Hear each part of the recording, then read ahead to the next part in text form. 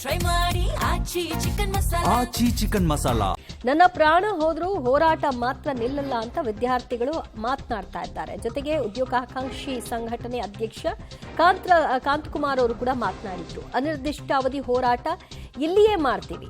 ಧಾರವಾಡದಿಂದ ಬೆಂಗಳೂರು ಪಾದಯಾತ್ರೆಯನ್ನು ಕೂಡ ಮಾಡುವ ತೀರ್ಮಾನವನ್ನ ತೆಗೆದುಕೊಂಡಿದ್ದೀವಿ. ಉದ್ಯೋಗ ಕರೆದ್ರೆ ಇವತ್ತೇ ನಮ್ಮ ಹೋರಾಟ ಕೈ ಬಿಡ್ತೀವಿ. ಉದ್ಯೋಗ ಕರೆಯದೆ ಮೊಂಡತನವನ್ನ ಪ್ರದರ್ಶನ ಮಾಡಿದ್ರೆ ಆಗ ನಾವು ಕೂಡ ನಮ್ಮ ಹೋರಾಟದ ರೂಪುರೇಷೆ ಹೇಗಿರಬೇಕು ಅನ್ನೋದರ ಮೂಲಕವಾಗಿ ಪಾಠ ಕಲಿಸೋದಕ್ಕೆ ಸಿದ್ಧತೆಯನ್ನ ಮಾಡ್ಕೊಂಡಿದ್ದೀವಿ ಅಂತ ಮಾತನಾಡಿದ್ರು. ಇವತ್ತು ಧಾರವಾಡದಲ್ಲಿ ನಡೆದಂತಹ ಈ ಹೋರಾಟ ಇದು ಇವತ್ತಿಗೆ ಸೀಮಿತ ಅಲ್ಲ ಅಂತ ಕೂಡ ಹೇಳಿದ್ದಾರೆ. ವಿದ್ಯಾರ್ಥಿಗಳ ಕಷ್ಟ ಸುಖಗಳು ನಾನು ಹೇಳ್ತೀನಿ ಸರ್, ದಯಮಾಡಿ ನಾವಿಲ್ಲಿ ಸುಮ್ಮನೆ ಭಾಷಣ ಮಾಡೋದು, ಲೆಟರ್ ಕೊಡೋದು ವರ್ಕ್ ಆಗಲ್ಲ ಸರ್. ಇದು ಬರೀ ಲೆಟರ್ ಕೊಡೋದು, ಭಾಷಣ ಮಾಡೋದ್ರಿಂದ ಸಮಸ್ಯೆ ಬಗೆಹರಿಯಲ್ಲ. ನಾವು ಪೀಸ್ಫುಲ್ ಪ್ರೊಟೆಸ್ಟ್, ಅನಿರ್ದಿಷ್ಟಾವಧಿ ಹೋರಾಟ ಇಲ್ಲೇ ಕೂತ್ಕೊಂತೀವಿ ಸರ್. ನಮಗೆ ಒಂದು ವಾರ ಬೇಕಾದ್ರೆ ನಮಗೆ ಊಟ ಬೇಡ, ನೀರು ಬೇಡ, ನಿದ್ದೆ ಬೇಡ, ಏನಿಲ್ಲ ಅಂದ್ರೂ ನಾವು ಇಲ್ಲೇ ಕೂತ್ಕೊಂತೀವಿ ಸರ್. ನಾವು ಸರ್ ಇದು ಇಲ್ಲಿ ಯಾರು ಶ್ರೀಮಂತರು ಅಂತಂದ್ರೆ ಇಲ್ಲಿ ಒಂದೊಂದು ಎಷ್ಟೋ ದಿನ ಪ್ರತಿ ಸಾರಿ ನೋಡ್ತೀನಿ ನಾನು, ಹುಡುಗರು 3 ಟೈಮ್ ಊಟ ಮಾಡ್ತಾರೆ ಸರ್. 3 ಟೈಮ್ ಊಟ ಮಾಡೋ ಜಾಗದಲ್ಲಿ 1 ಟೈಮ್ ಊಟ ಮಾಡ್ತಾ ಇದ್ದಾರೆ ಇವತ್ತು. 1 ಟೈಮ್ ಊಟ ಸರ್. ಅವ್ರ ಮನೇಲಿ ರೈಸ್ ಮಾಡ್ಕೊಂಡು ಹೊರಗಡೆ ಸಾಂಬಾರ್ ತಗೊಂಡೋಗಿ ಇಲ್ಲಿ ಸಾವಿರಾರು ಜನ ವಿದ್ಯಾರ್ಥಿಗಳು ಜೀವನ ನಡೆಸ್ತಾ ಇದ್ದಾರೆ. ಆದ್ರೆ ಇದು ಯಾವುದೇ ಕಚೇರಿ, ಸರ್ಕಾರಿ ಕಚೇರಿಗೆ ಹೋಗಿ 2-3 ಮಾಡೋ ಜನ ಕೆಲಸನ ಒಬ್ಬೊಬ್ರು ಮಾಡ್ತಿದಾರ ಇಲ್ವಾ ಸರ್? ಇವತ್ತು ಸಾರ್ವಜನಿಕರಿಗೂ ತೊಂದರೆ ಆಗ್ತಾ ಇದೆ.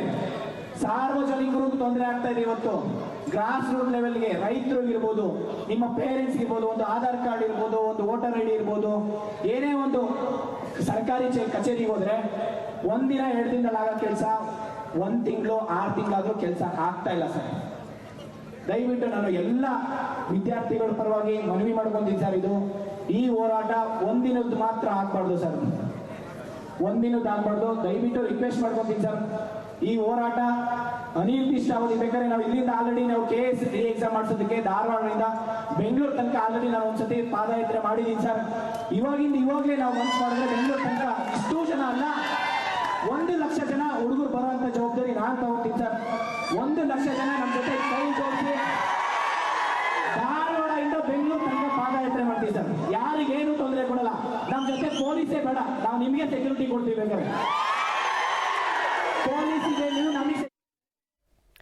ಧಾರವಾಡದ ಜೂಬ್ಲಿ ಸರ್ಕಲ್ನಲ್ಲಿ ನಡೆದಂತಹ ಇವತ್ತಿನ ವಿದ್ಯಾರ್ಥಿಗಳ ಹೋರಾಟಕ್ಕೆ ಬಿಜೆಪಿ ನಾಯಕರು ಕೂಡ ಸಾಥ್ ಕೊಟ್ಟರು. ಸರ್ಕಾರದ ಬಳಿ ಹಣ ಇಲ್ಲ, ಹೀಗಾಗಿ ಹುದ್ದೆಗಳ ಭರ್ತಿ ಮಾಡ್ತಾ ಇಲ್ಲ ಅನ್ನುವಂತಹ ಆಕ್ರೋಶವನ್ನು ವ್ಯಕ್ತಪಡಿಸಿದ್ರು. ಮತ್ತು ಈ ಹೋರಾಟ ಮುಂದುವರಿಲಿ, ನಾವು ಕೂಡ ಯಾವ ರೀತಿಯಾಗಿ ಸರ್ಕಾರಕ್ಕೆ ಬಿಸಿ ಮುಟ್ಟಿಸಬೇಕು, ಆ ಮೂಲಕವಾಗಿ ಇದನ್ನು ಜಾರಿಗೆ ತರುವಂತಹ ಪ್ರಯತ್ನ ಮಾಡ್ತೀವಿ. 2.5 ವರ್ಷ ಕಾಲಹರಣ ಮಾಡಿದ್ದಾರೆ ಅನ್ನುವಂತಹ ಮಾತುಗಳನ್ನ ಆರ್ ಅಶೋಕ್ ಕೂಡ ಆಡಿದ್ದಾರೆ.